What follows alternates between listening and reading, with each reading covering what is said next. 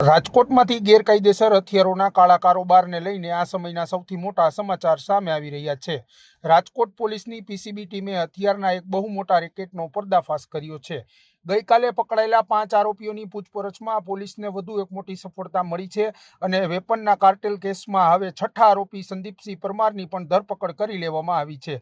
PCB પોલીસે operation હાથ ધરીને આરોપીઓ પાસેથી 16 જેટલા દેશી કટ્ટા, 30 જેટલા કારતૂસ ઝડપી પાડ્યા હતા, પરંતુ પોલીસની સઘન તપાસ અહીં જ અટકી નહોતી। પીસીબીની ટીમે આ કેસમાં કડીથી કડી જોડીને તપાસ આગળ ધપાવી, જેમાં વધુ એક મહત્વની કડી ખુલી છે। પોલીસે આ ગેરકાયદેસર વેપારમાં સંડોવાયેલા છઠ્ઠા આરોપીને દબોચી લીધો છે। આ સાથે જ છેલ્લા 2 દિવસમાં કુલ જપ્ત કરાયેલા ગેરકાયદેસર હથિયારોનો આંકડો હવે 18 પર પહોંચી ગયો છે।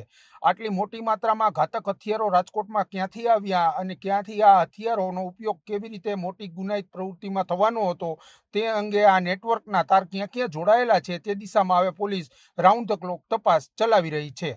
સહયોગી પ્રતિપાલસિંહ ઝાલા સાથે યુવરાજ ચૌહાણ, ફૂલછાપ ડિજિટલ, રાજકોટ।